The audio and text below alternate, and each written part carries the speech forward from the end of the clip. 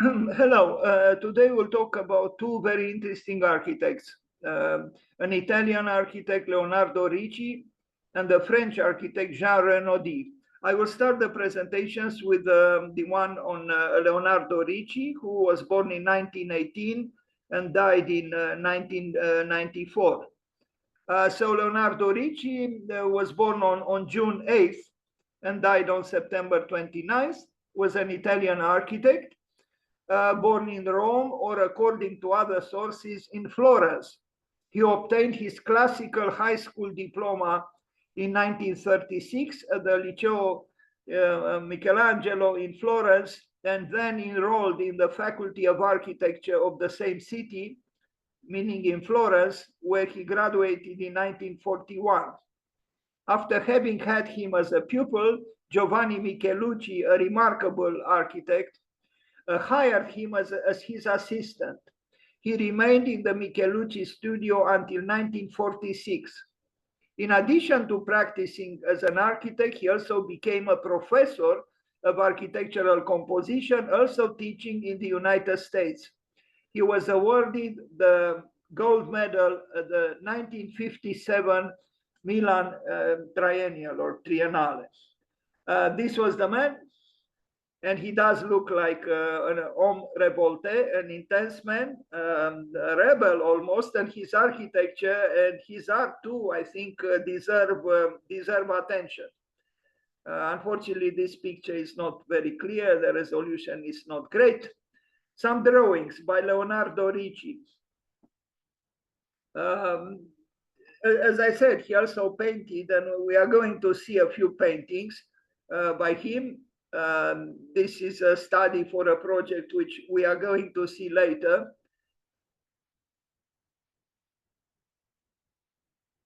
Now, it is said that in Florence it's very difficult to assert yourself as a modern architect because of the weight of the Renaissance culture for which Florence is famous. But there are significant modern or modernist architects born and functioning in Florence. I like very much this artwork by him, but unfortunately I couldn't find a higher resolution picture of it.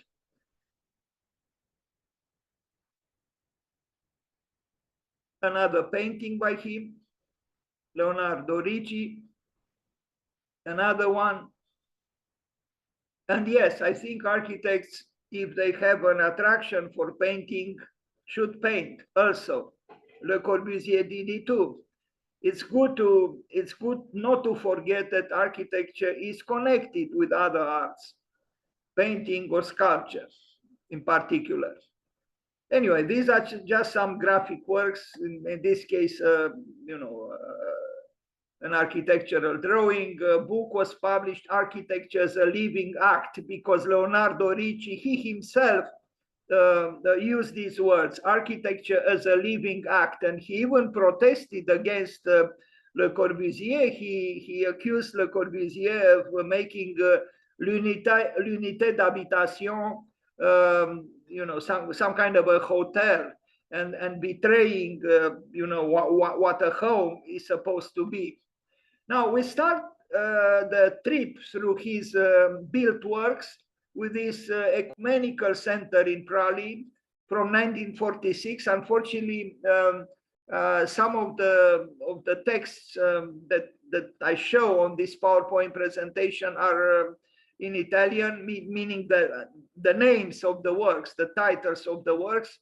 I took the information from the Italian Wikipedia, because in English I couldn't find information, significant information.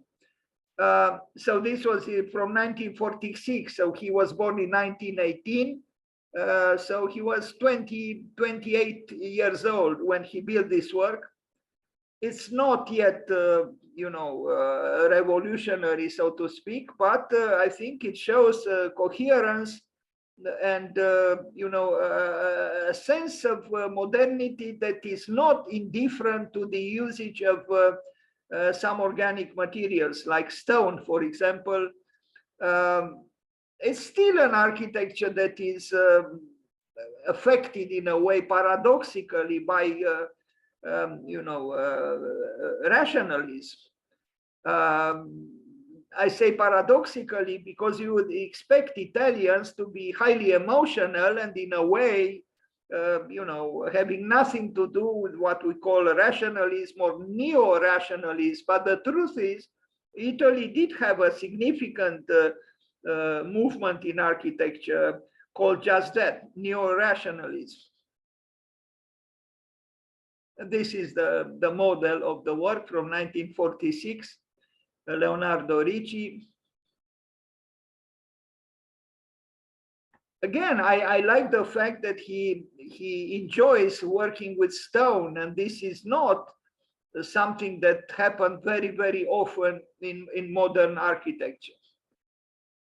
But stone was also used by his professor, Michelucci. So these are pictures from immediately after the deadly Second World War.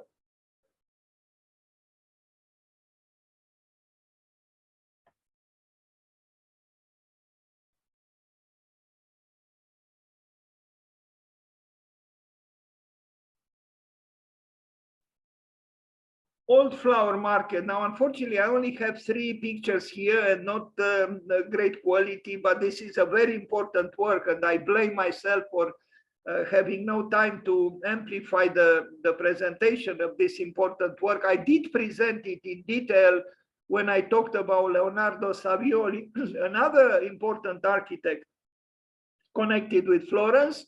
And he worked together with Leonardo Savioli, so they did together this old flower market in Pescia, 1948. Again, the picture is almost unbearably small, but you can still see here, the splendid concrete shell or roofing that they did for this, flower market.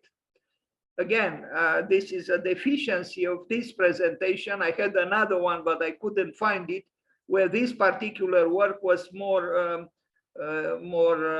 presented more richly. Anyway, if you are interested to see Leonardo Ricci and Leonardo Savioli flower market, you just type in on Google Images, and then you can discover an ocean of information about it. Now, this is a factory, the Gotti factory in the municipality of Campi Bisenzio.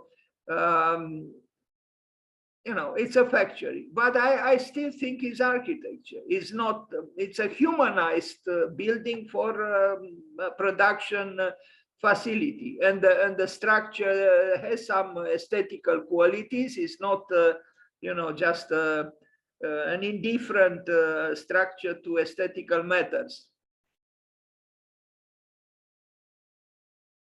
Again, stone. Who would expect stone to be used for the building of a factory? It's not very common, no.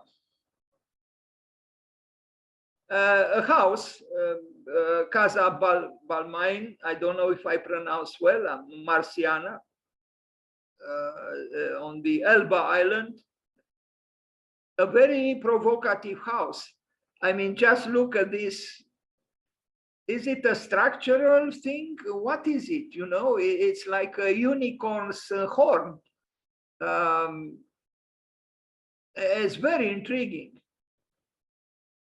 And it could have been a means to arrive in the swimming pool with it, but apparently it goes, not apparently, obviously it goes off.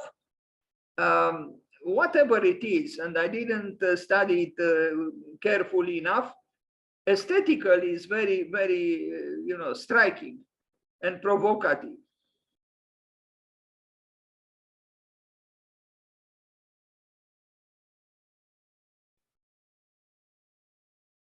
Leonardo Ricci, a villa.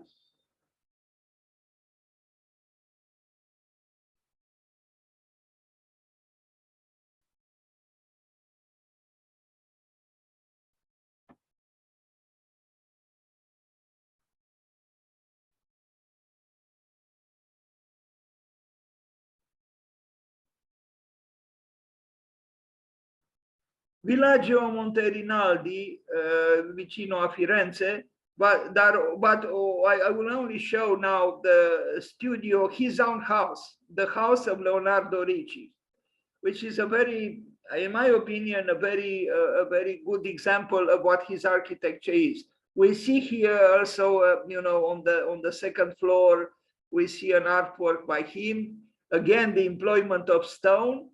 It's not an architecture that turns its back on nature, or turns its back on what we call tradition, or turns its back on a certain sensitivity that includes employing, like here we see a statue now in this alcove, in this opening in the thick wall. This is not very common. But this architect, Leonardo Ricci, is indeed a very special architect, and maybe because he had this, double preoccupation, if I can call it so, with painting, meaning with art and architecture, he seemed to be very sensitive to matters which went beyond domesticity. I like this house very much. I couldn't quite understand, because it seems to be ample, and it's not clear to me what kind of village this is, how big it is as a village. But his house is a good example of what this architect stood for. And we are going to see also images from the inside.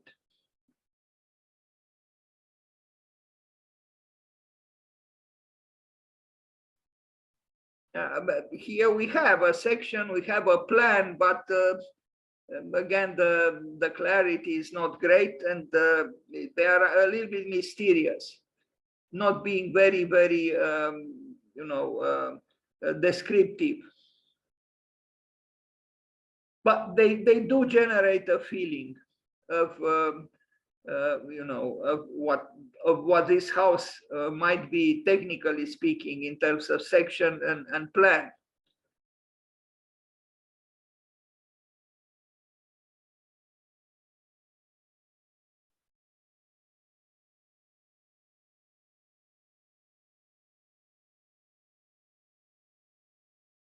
Leonardo Ricci.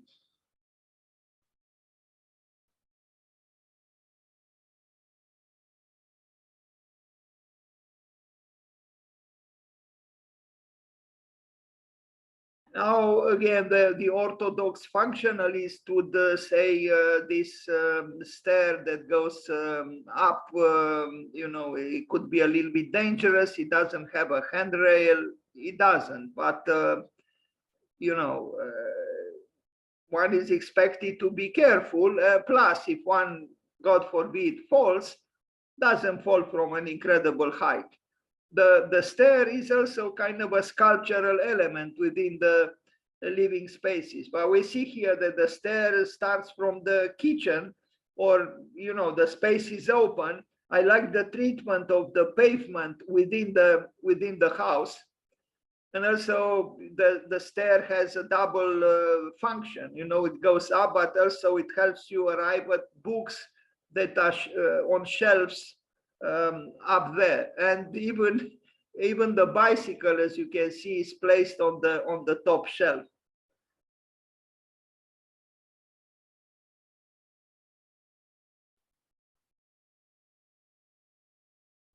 Also, an interesting way to hang the pots for the cooking from the window directly, so they become almost like objet trouvé, sculptural objects on the glass of the kitchen window. And the stair itself, as you can see, is quite well designed, even if, as I said, some I think could be a little bit dangerous to use.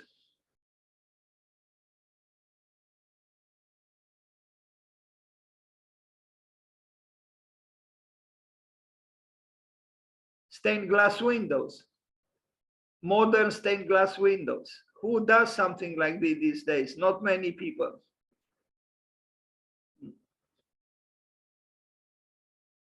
He even has them in the bedroom, as you can see them here.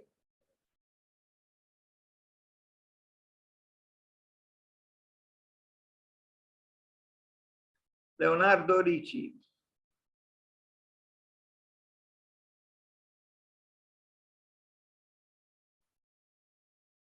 So I guess this is the village. You know, most houses have the same spirit, like his own house. I regret I couldn't find pictures with other houses here, just with his own house.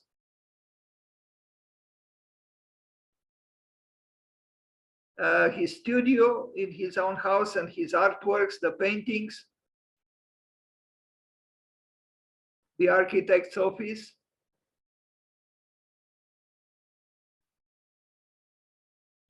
Villa Man Borghese, 1957, 1958, similar kind of with what we already saw.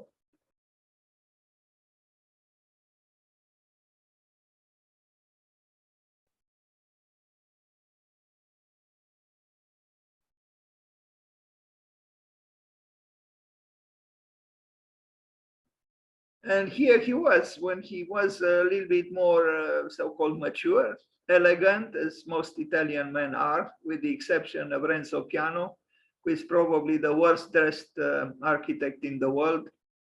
Not as badly dressed as Pablo Picasso. I don't know if you know or if you noticed. Pablo Picasso was totally indifferent to the way he was dressed. I mean, I saw pictures with Pablo Picasso that I couldn't believe my eyes.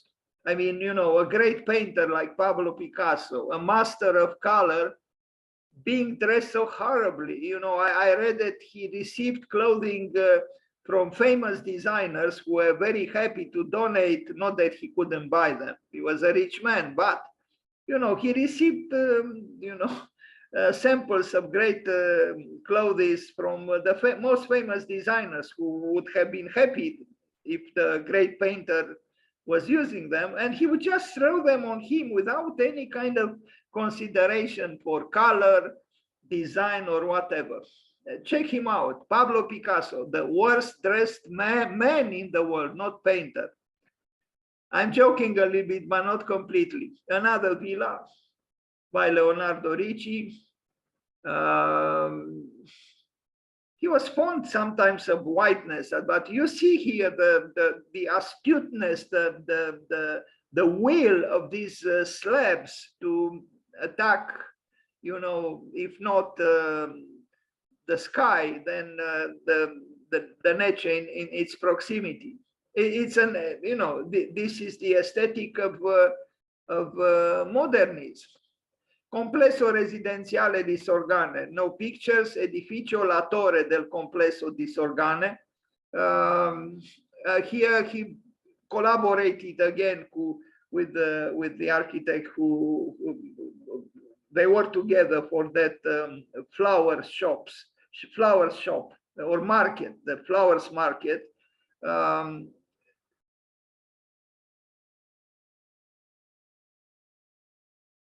They did some interesting works here. The blocks of flats are very, very, you know, almost dramatic because of these sculptural elements that extend beyond the, you know, the limits of function, so to speak.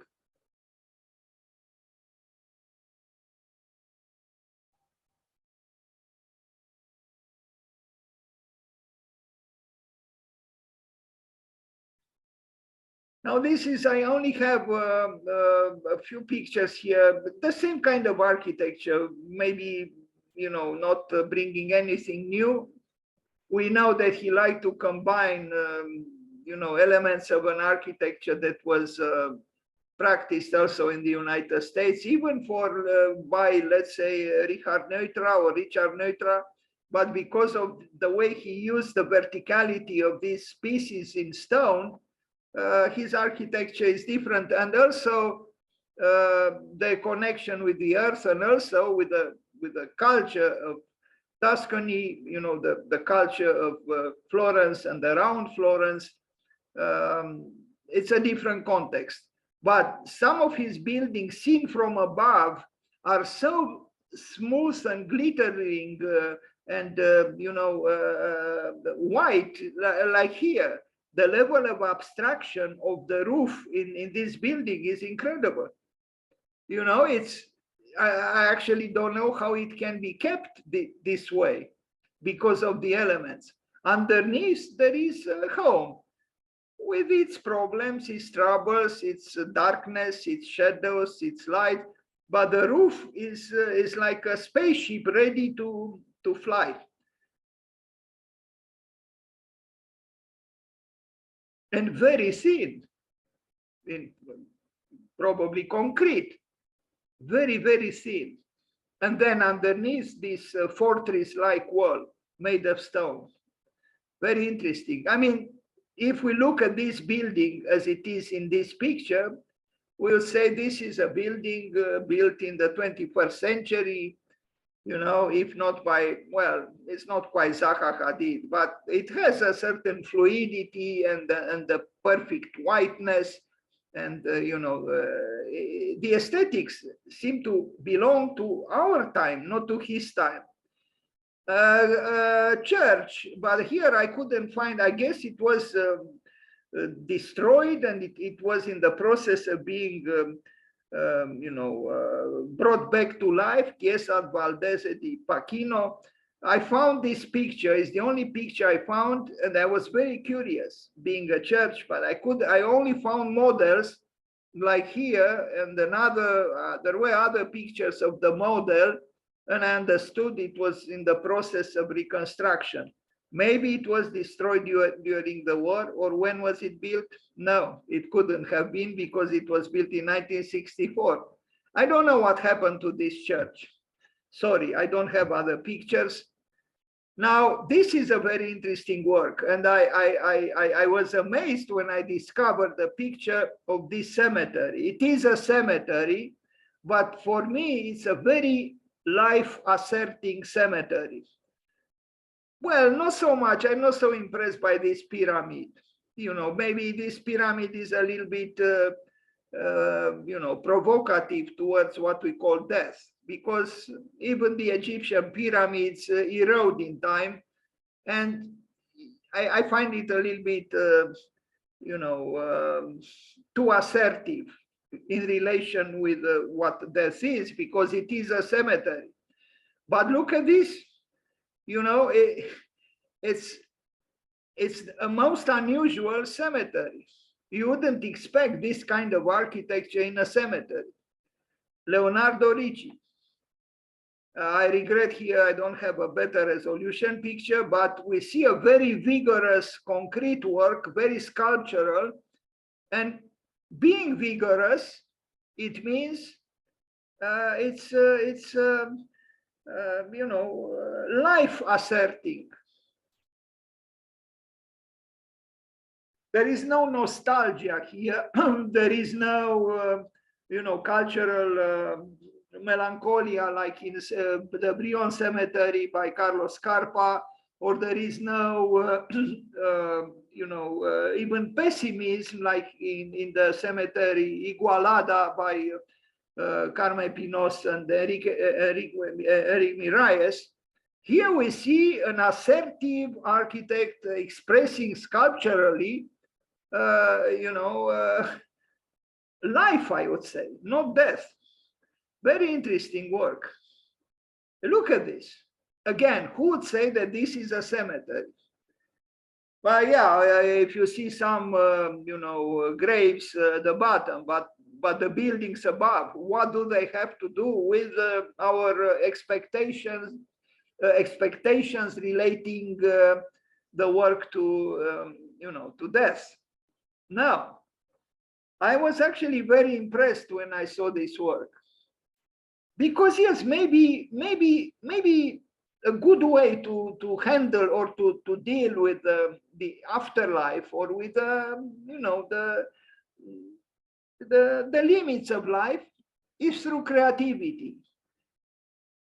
And This architecture by Leonardo Ricci, in my opinion, does just that. Very interesting work. I never saw such a cemetery.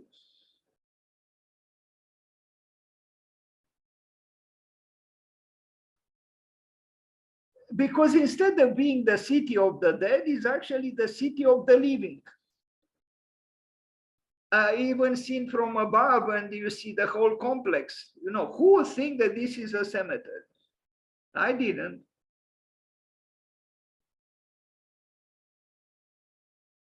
It could actually be inhabited.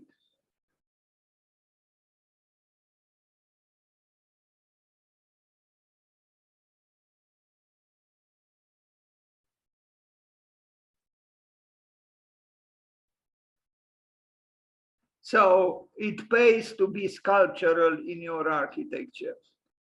While architecture is not a sculpture, or not only a sculpture, as Constantin Brâncuș thought, that he said that a building is an inhabited or inhabitable sculpture. No, there is a distinction between architecture and sculpture, but sculpturalness, sculptural qualities in a building do help.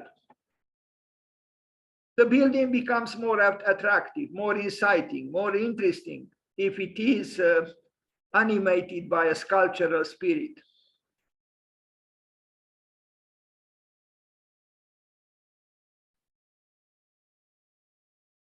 A cemetery, can you believe it?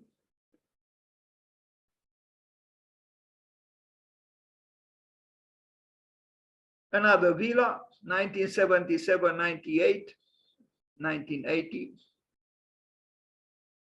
1980, yes. I love the way he played with the bricks here at an intersection, you know, meeting between two walls.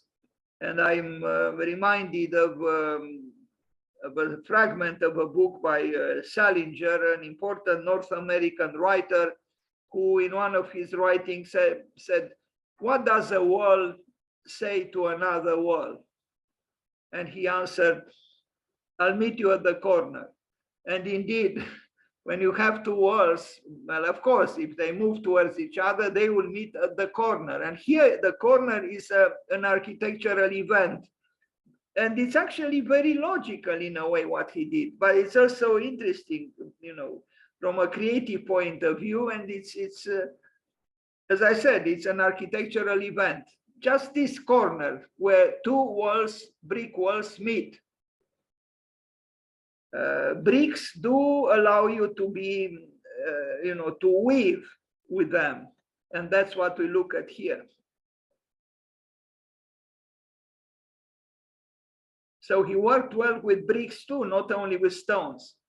Now we arrive at the last two works, Palazzo di Giustizia, the Palace of Justice in Savona from 1987. I don't know. I mean, do we need palaces of justice? I mean, the very terminology to me is a little bit pretentious. Why does it have to be a palace? But that's how it is named, you know, the judicial building, the Palace of Justice.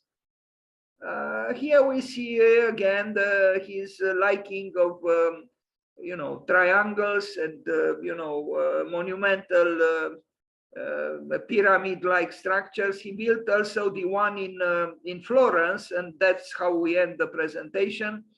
I like very much the interior, is dynamic, is engaging, and let's hope the judicial process is open, transparent, democratic, and fair.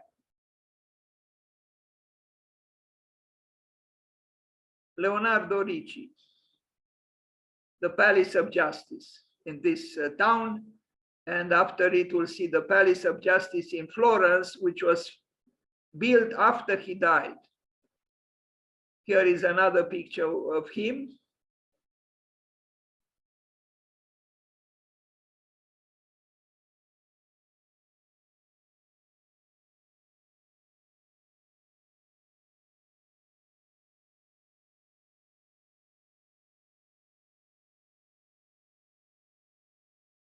Now we arrive at Il Palazzo di Giustizia di Firenze, the Palace of Justice in Florence. No, something wrong. This is the one. And it's monumental, and we don't know. I mean, it was built after he died. So, you know, maybe certain decisions were made that he might not have agreed with. Who knows? But it intimidates me a little bit, the monumentality of the work. You know, yeah, it is intimidating. You know, I wouldn't like very much to enter such a building and expect. It's a big institutional organism, very big. And now we arrive at a few more pictures with it. It's similar to the one that we saw earlier in that town whose name I forgot. It's just much bigger, and this is in Florence, the Palace of Justice.